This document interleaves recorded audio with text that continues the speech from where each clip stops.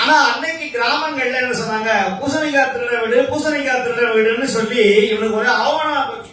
அவன் பிள்ளை பேரனா என்னடா இது, நாம அந்த காலத்துல திருடணும், இன்னைக்கு என் பேர வரைக்கும் அந்த அவமானம் இருக்கிறது, இப்ப என்ன பண்றது அப்படின்னு பார்த்தான்.